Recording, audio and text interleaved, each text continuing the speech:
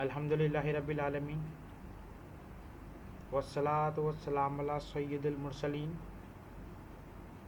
अम्मा बाद फ़अऊज़ु बिल्लाहि मिनश शैतानिर रजीम बिस्मिल्लाहिर रहमानिर रहीम।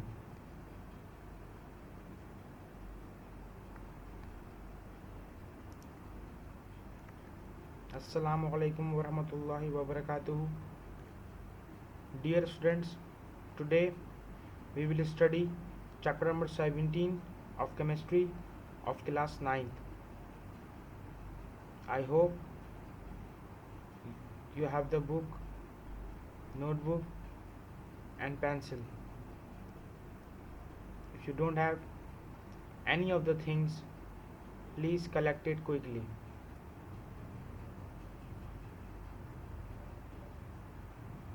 And now open your books and chapter number 17 of chemistry. And today our topic is introduction to organic chemistry. But first we have to recite the dua of ilm. Salatu wassalamu alayka ya Rasulullah wa ala alika wa ashabika ya Habiballah. Rabbi zidni ilma. Ya Allah, increase my knowledge. Salatu wassalamu alayka ya Nabiyullah wa ala alika wa ashabika ya Nurullah. So first, my dear students, these are the content of today's topic, in which inshallah we will study the introduction and the natural sources of organic compounds. पहले हम introduction में कुछ old concept पढ़ेंगे organic chemistry का, कि दरअसल ये जो ऑर्गेनिक केमिस्ट्री जो नाम है, ये इसकी क्या सोच थी, ये किस तरह हमारे पास एक ओल्ड कॉन्सेप्ट में पाई जाती थी और किस तरह आज हमारे पास ऑर्गेनिक केमिस्ट्री का जो है एक न्यू व्यू मौजूद है। तो हम इसी कॉन्सेप्ट को इंशाल्लाह लेके चलेंगे। According to old concept, substances produced by living organisms were called organic compounds.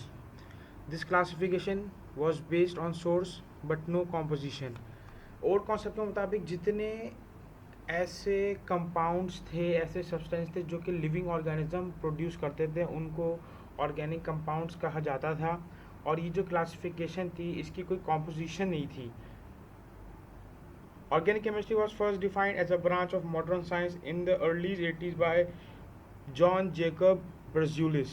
1880s के अंदर जो है वो एक साइंटिस्ट थे, जॉन जेकब बर्जुलियस जो थे, उन्होंने फर्स्ट टाइम ऑर्गेनिक केमिस्ट्री को एक मॉडर्न साइंस की एक ब्रांच के तौर पर उसको डिफ़ाइन किया कि ये भी एक बहुत ही मॉडिफाइड और आने वाले वक्तों की एक बहुत ही अहम साइंस है।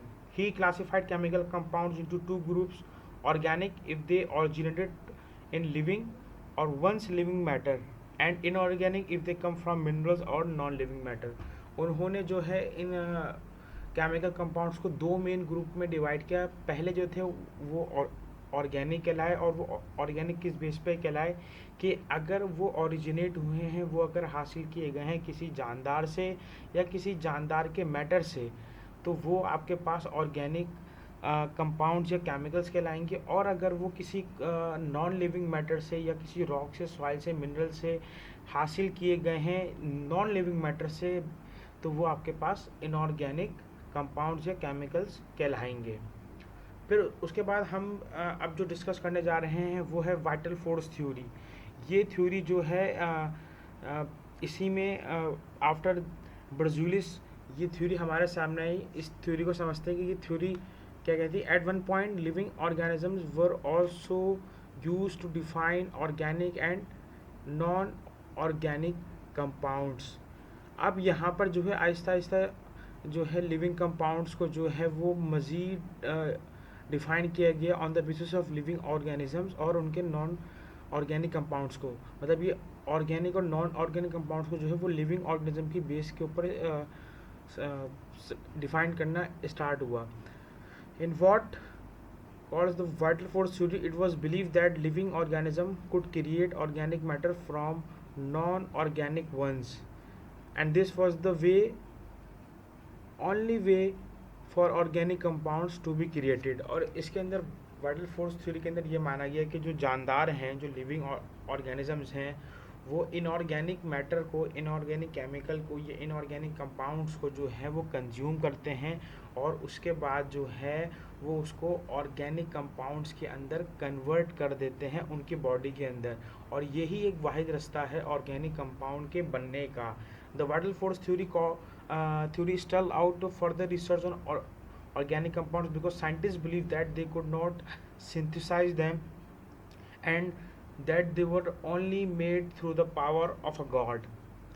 तो वो इस थ्योरी पे मज़ीद काम कर रहे थे, मज़ीद तहकीक कर रहे थे और मज़ीद जानदारों से मुख्तलिफ कंपाउंड हासिल कर रहे थे, क्योंकि उस वक्त के साइंसदानों का ये मानना था कि वो इन ऑर्गेनिक कंपाउंड्स को जो है वो अपनी लैब में नेचुरली तौर केमिकली तौर पर वो है उसको ख़ुद नहीं बना सकते, क्योंकि ये जो है पावर ऑफ गॉड की खुदा की ताकत से ही बन रहे हैं. यानी कि हम उसको ये हमें नेचुरली तौर पे किसी जानदार से मिल सकते हैं, लेकिन हम उस केमिकल को अपनी लैब के अंदर नहीं बना सकते.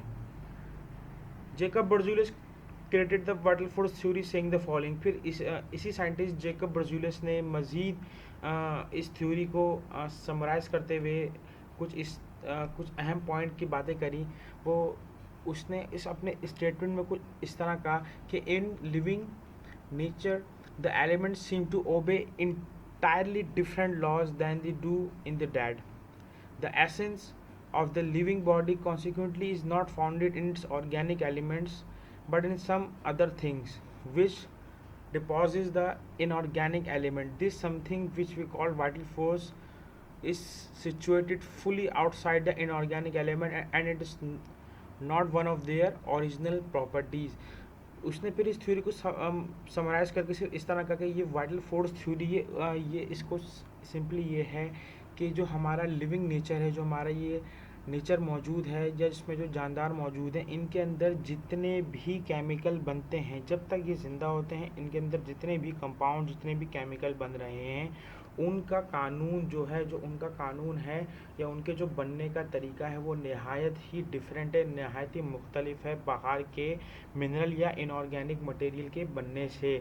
और ये उस वक्त तक ही बन सकते हैं जब तक वो ऑर्गेनिज़म ज़िंदा है और उसके अंदर वो चीज़ें बन रही हैं. तो कोई उसके अंदर इस तरह की फ़ोर्स, कोई इस तरह की पावर है जो कि खुदा की तरफ से दी गई है और वो इस तरह के कंपाउंड इसी जानदार के अंदर ही बना सकता है. और जब वो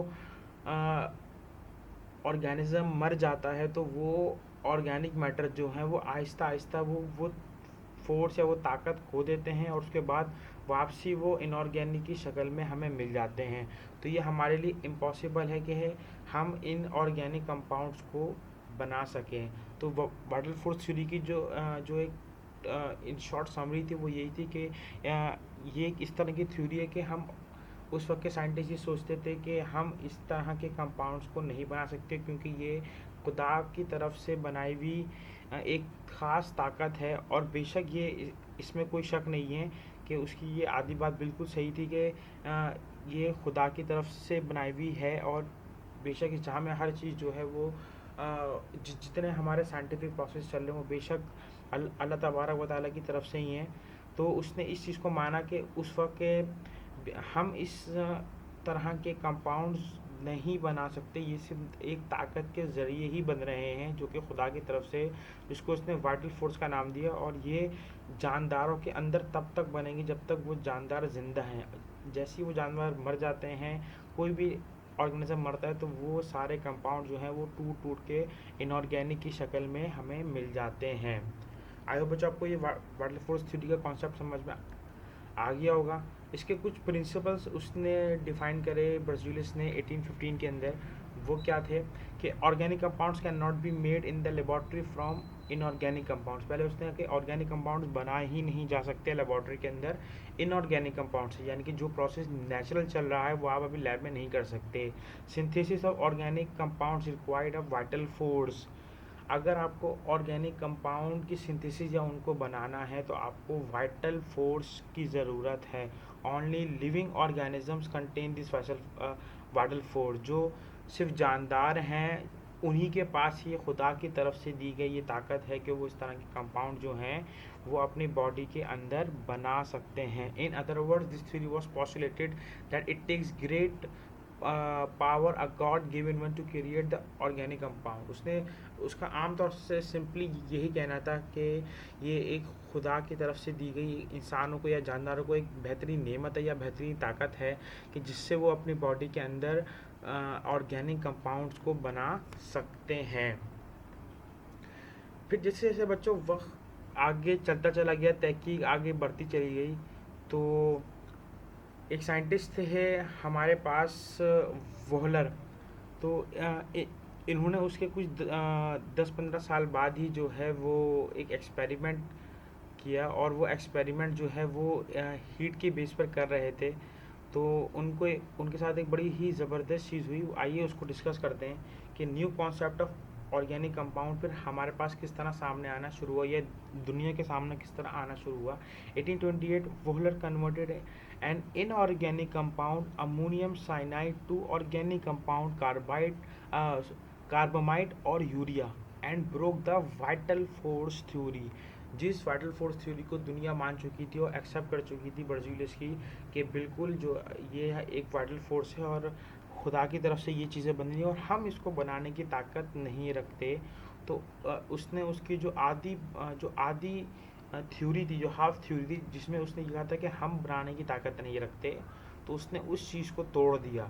हाफ बात उसकी अभी भी सही थी कि बेशक ये चीज़ें नेचुरली बन रही हैं, एक ताकत है खुदा की तरफ से जो कि इन कंपाउंड्स को बना रही है, लेकिन जो आधी बात थी कि हम नहीं बना सकते, तो उसने इस आधी बात को किस तरह तोड़ा, किस तरह ब्रेक करा कि उसने एक केमिकल लिया अमोनियम साइनाइड और उसको एक ऑर्गेनिक कंपाउंड जिसको हम केमिकली कार्बामाइड या आम जबान में यूरिया कहते हैं उसमें उसको कन्वर्ट करके जो कि ऑर्गेनिक कंपाउंड था।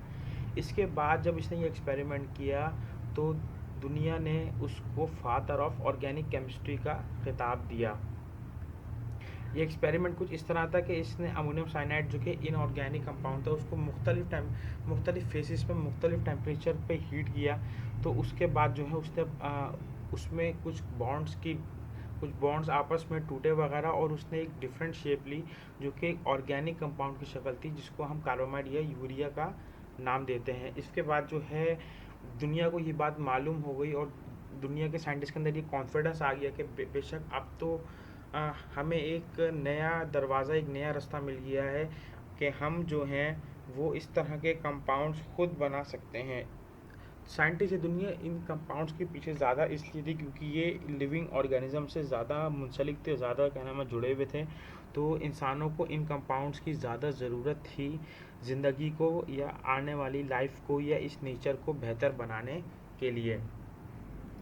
फिर उसके बाद new concept of organic compound इसी सोच के तहत जो है वो एक एक्सपेरिमेंट जो है वो कुल्बे ने किया 1845 के अंदर कि उसने जो है वो एसिटिक एसिड यानी कि ऑर्गेनिक एसिड को प्रोड्यूस करा डिफरेंट इनऑर्गेनिक कंपाउंड को लेकर। उसने सिंपली क्या करा कि कार्बन, हाइड्रोजन और वाटर को का आपस में रिएक्शन करवाया, लेकिन वो रिएक्शन जो है वो in the presence of FeS2 और क्लोरीन के अंडर में करवाया, यानी कि यहाँ पे ये एज अ कैटलिस्ट इस्तेमाल हुआ और उसके बाद जो है ये आपको CH3COOH आपको मिला जो कि एक ऑर्गेनिक एसिड या ऑर्गेनिक कंपाउंड है। यहाँ पे आपको ये बताता चलूँ माय डियर स्टूडेंट्स कि ये एक्सपेरिमेंट जो आपको इतना आसान लग रहा है कि बहुत आसानी से बन गया, इसमें बिल्कुल ऐसा नहीं था।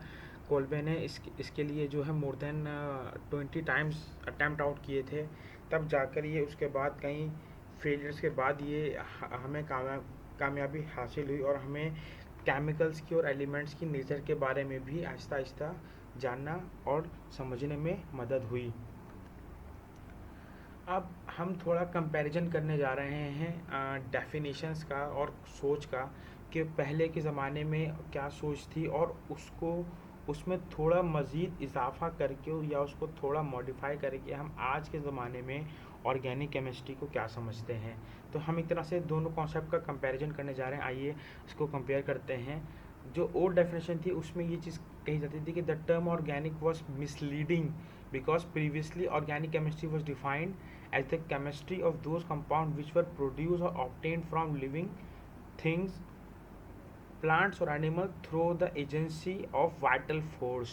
तो पहले जो है एक ऑर्गेनिक केमिस्ट्री को या ऑर्गेनिक कंपाउंड्स को मिसलीड किया जाता था, या हम उसको इस तरह कह लें कि उस दौर में भी ये चीज़ सही मानी जाती थी, लेकिन अब इसको हम सही नहीं मान सकते, तो इसलिए हम इसको ओल्ड डेफिनेशन कहते हैं। उसमें वो ये मानते थे कि ये वो कंपाउंड्स हैं जो कि एनिमल या प्लांट या किसी भी लिविंग ऑर्गेनिज्म से हासिल किए जाएं through the agency of vital force की ताकत के ज़रिए। यानी कि यहाँ पर वही वाइटल फोर्स का जिक्र थ्योरी का जिक्र आया जिसको वॉलर ने अपने एक्सपेरिमेंट के अंदर हाफ गलत साबित कर दिया था।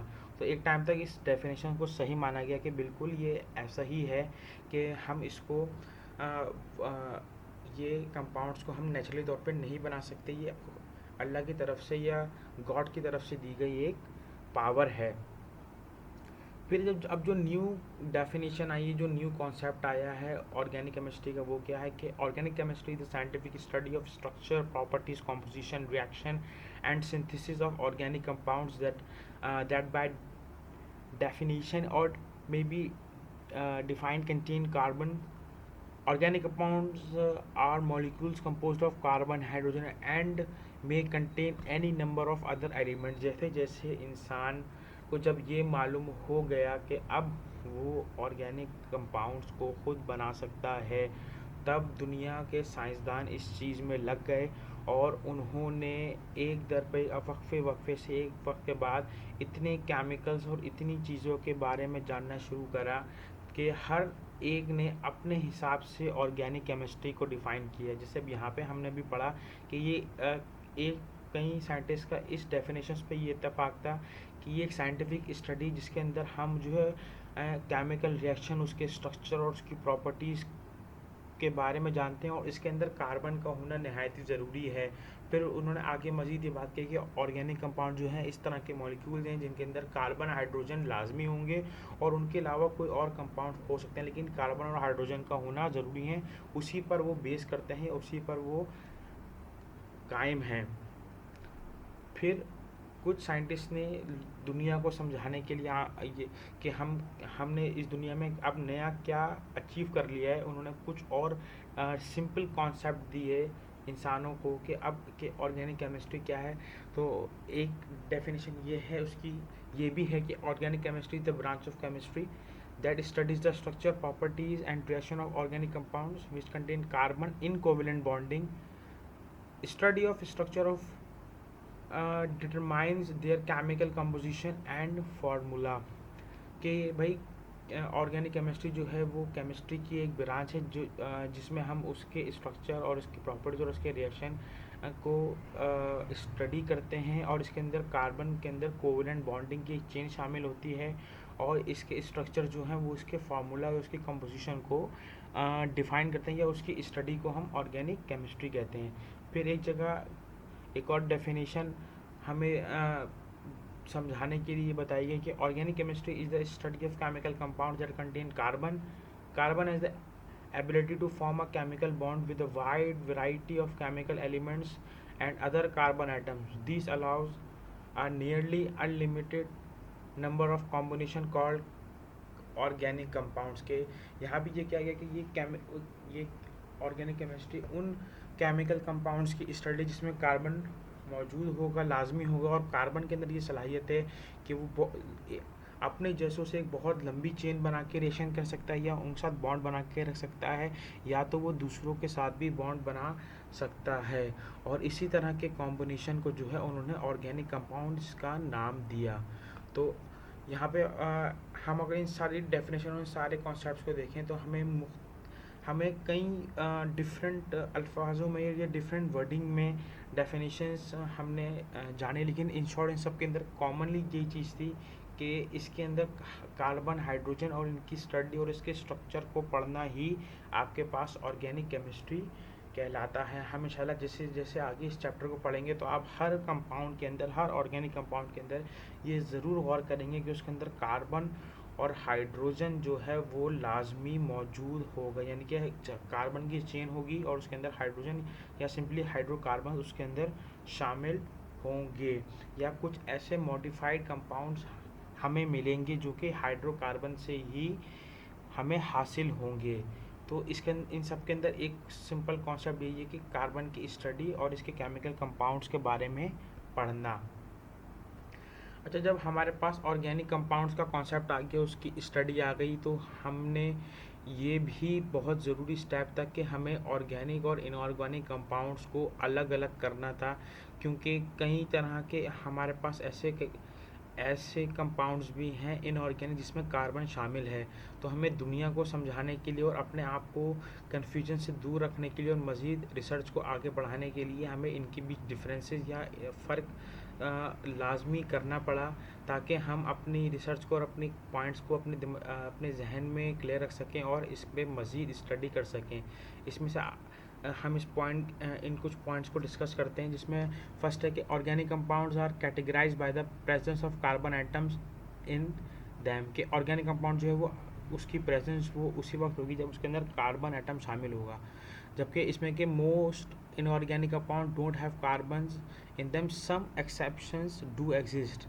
के आम तौर पे और इन ऑर्गेनिक कंपाउंड्स में जो है वो कार्बन शामिल नहीं होता, लेकिन कुछ ऐसे हैं जिसमें शामिल होता है, जिसमें हमारे पास कार्बन डाइऑक्साइड वगैरह और कार्बन मोनोऑक्साइड CO या और CO2 शामिल हैं। फिर हमारे पास सेकेंड पॉइंट है कि organic compound are said to be more volatile and also highly inflammable.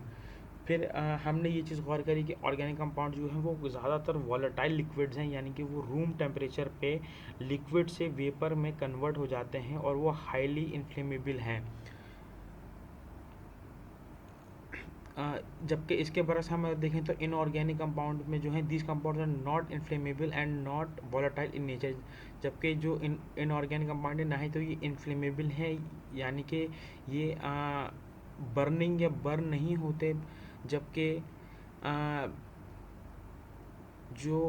ये इनऑर्गेनिक कंपाउंड्स ये वॉलेटाइल भी नहीं होते नेचर के अंदर। थर्ड पॉइंट है कि this compound exist in the form of solid gases and liquid. के ऑर्गेनिक कंपाउंड आपको सॉलिड, गैस और लिक्विड तीनों फॉर्म में, इनकी तीनों स्टेट ऑफ मैटर, तीनों मैटर की स्टेट्स में आपको मिलेंगे, जबकि जो ऑर्गेनिक कंपाउंड्स वो आपको सॉलिड की ही आमतौर पर स्टेट में मिलेंगे। ऑर्गेनिक कंपाउंड की ये प्रॉपर्टीज है कि उनके हाई मेल्टिंग और बॉइलिंग पॉइंट होते हैं, जबकि इसके मुकाबले में इनऑर्गेनिक के मेल्टिंग और बॉइलिंग पॉइंट काफ़ी लो होते हैं। This compound have the carbon hydrogen bonds. इसके ऑर्गेनिक कंपाउंड्स के अंदर आपको कार्बन और हाइड्रोजन की बॉन्डिंग मिलेगी, चेन मिलेगी, जबकि इनऑर्गेनिक में आपको इस तरह की कोई चेन नहीं मिलेगी। ऑर्गेनिक कंपाउंड जो हैं आपको मोस्टली लिविंग थिंग्स के अंदर मिलेंगे, जबकि ये जो है आपको नॉन लिविंग थिंग्स के अंदर मिलेंगे। ऑर्गेनिक कंपाउंड जो है वो सॉल्ट प्रोड्यूस नहीं कर सकते, सॉल्ट नहीं बना सकते, जबकि इनऑर्गेनिक कंपाउंड जो है वो सॉल्ट प्रोड्यूस कर सकते हैं, जैसे NaCl या KCl। In most of the aqua solution these are poor conductor of heat and electricity. जब इन ऑर्गेनिक कंपाउंड्स को किसी एक्वा सोल्यूशन में डिजॉल्व किया जाता है तो इनके अंदर से हीट और इलेक्ट्रिसिटी पास होना खासा मुश्किल या ऑलमोस्ट इम्पॉसिबल होता है, जबकि इनऑर्गेनिक के साथ ऐसा है कि जब ये एक्वा सोल्यूशन में जाते हैं तो ये बहुत ही अच्छे कंडक्टर होते हैं हीट और इलेक्ट्रिसिटी के। ऑर्गेनिक कंपाउंड कोवेलेंट बॉन्ड ही बनाते हैं, जबकि इनऑर्गेनिक कंपाउंड जो हैं वो आयनिक बॉन्ड भी बनाते हैं और कोवेलेंट बॉन्ड भी इनके अंदर शामिल होता है। These are biological and more complex in nature. Organic compound जो हैं वो जैसे कि मैंने बताया कि लिविंग ऑर्गेनिज्म में मिलते हैं और काफ़ी कॉम्प्लेक्स, यानी कि काफ़ी हार्ड और काफ़ी लंबा और काफ़ी मुश्किल स्ट्रक्चर होता है इनका, जबकि ये जो है ये मिनरल्स हैं और ये इनका स्ट्रक्चर नेचर के अंदर इतना कॉम्प्लेक्स नहीं होता, इतना मुश्किल नहीं होता। इस सिंपल से मॉलिक्यूल्स ही इनके अंदर आपको मिलेंगे। ऑर्गेनिक कंपाउंड्स का रेट ऑफ रिएक्शन काफ़ी स्लो होता है, जबकि रेट ऑफ रिएक्शन इनऑर्गेनिक का काफ़ी हाई होता है। हम अगर एग्जाम्पल की बात करें इनऑर्गेनिक में, तो इसके अंदर फैट, हमारा डीएनए, आरएनए, हमारी शुगर, एंजाइम, प्रोटीन और हाइड्रोकार्बन फ्यूल से पेट्रोल, डीजल, ये सारे जो हैं ऑर्गेनिक कंपाउंड से हासिल किए गए हैं। जबकि हम अगर नॉन या इनऑर्गेनिक कंपाउंड की तरफ देखें तो इसमें मेटल, आपके सॉल्ट्स, आपके एसिड बेसिस, ये सारे जो हैं आपको इनऑर्गेनिक कंपाउंड से ही हासिल किए जाते हैं। तो आई होप बच्चों आपको ऑर्गेनिक और इनऑर्गेनिक कंपाउंड का कॉन्सेप्ट समझ में आया होगा कि हमने काफ़ी या साइंटिस्ट ने, ये दुनिया ने काफ़ी रिसर्च के बाद इन कंपाउंड्स की प्रॉपर्टीज़ को पढ़ा, जाना और समझा, और इनको आसानी से इन पॉइंट्स के ऊपर डिफरेंशिएट किया। अब हम कुछ नेचुरल सोर्सेज के बारे में जस्ट एक टचअप लेंगे कि फिर हम इसको मज़ीद इंशाल्लाह अपनी नेक्स्ट वीडियो में डिफाइन करेंगे। पहले हम इसको एक थोड़ा बहुत पढ़ लेते हैं कि ऑर्गेनिक कंपाउंड जो हैं वो किन किन नेचुरल सोर्सेज से हासिल किए जाते हैं। The principle of organic compound is living organism, that is animal and plants. कि जैसे कि हम जानते हैं कि आम तौर से कि ये जो कंपाउंड्स हैं, इन ये आपके एनिमल्स और प्लांट्स के अंदर नेचुरली तौर पर बनते हैं। अब तो ये कि हम उनको सिंथेटिकली तौर पर भी खुद बना सकते हैं, लेकिन हमें ये बात मालूम है कि नेचुरली तौर पे हमें ये जानदारों से ही मिलते हैं। ये बात अभी भी सही है। Major main mineral sources of organic compound are coal, natural gas and petroleum. जो हमारे मेन सोर्सेज हैं फ्यूल के या मिनरल के, वो हमारे पास कोल यानी कि कोयला वगैरह, नेचुरल गैस जिसको हम मीथेन गैस कहते हैं, और हमारा पेट्रोलियम वगैरह डीजल है, इसमें शामिल है। तो ये जो हमें हासिल होते हैं ये हमें प्लांट और एनिमल से हासिल होते हैं। Animal produce fats, proteins, urea, uric acid, vitamins and hormones. जो एनिमल्स प्रोड्यूस करते हैं इसके अंदर वो हमारे पास फैट्स है, कुछ तरह के प्रोटीन्स है, यूरिक एसिड है, यूरिया है, हमारे पास कुछ कई बहुत इंपॉर्टेंट वाइटामिन्स हैं, और नहायत ही अहम हमारे पास कुछ हार्मोन्स भी हैं जो एनिमल नेचुरली तौर पर ऑर्गेनिक कंपाउंड हमारे पास ये प्रोड्यूस करते हैं। जबकि प्लांट जो हैं वो काफ़ी एक इससे ज़्यादा वाइड जो और नहायत ही अहम, इससे ज़्यादा या ज़्यादा इस्तेमाल होने वाले ऑर्गेनिक कंपाउंड यूज़ करते हैं। इसमें हमारे पास शुगर है, स्टार्च है, सेलुलोज है, सिट्रिक और ऑक्जेलिक एसिड है, टटारिक एसिड है, ऑयल है, और इसके अलावा बेशुमार ऐसे कंपाउंड्स हैं जो प्लांट प्रोड्यूस करते हैं। तो हमने इन्हीं नेचुरल रिसोर्सेज से इनके स्ट्रक्चर को जाना और पढ़ा, और इसको अपनी लाइफ में या अपनी फूड इंडस्ट्री में या अपनी लाइफ को बेहतर बनाने के लिए हमने इन केमिकल्स को सिंथेटिकली तौर पर या मुख्तलिफ प्रोसेस के से गुजारने के बाद हमने इनको आहिस्ता आहिस्ता हासिल करना शुरू किया। और हमने आज अब हम अगर अपनी इस दुनिया में देखें आज की डेट में, तो हम कई तरह के ऑर्गेनिक कंपाउंड जो हैं हमारी लाइफ का एक ज़रूरी हिस्सा बन चुके हैं। और हम इनके बिना जो है हम जो है ये समझना बिल्कुल एक तरह से इनकम्प्लीट हैं अब, क्योंकि हमने अपनी कई चीज़ें इनके ऊपर डिपेंडेंट कर दी हैं। कि जैसे कि हमारे फ्यूल वगैरह गैसेज हैं, ये सारे जो हैं हमारे ऑर्गेनिक कंपाउंड्स ही हैं। आई होप बच्चों आपको ये यहाँ तक अब तक नेचुरल सोर्सेज और ऑर्गेनिक कंपाउंड का कॉन्सेप्ट समझ में आया होगा। In the end my dear student, I hope everything I have taught in this lesson is very clear. Revise it at home. May Allah strengthen your memory. Ameen. Jazakallahu khair.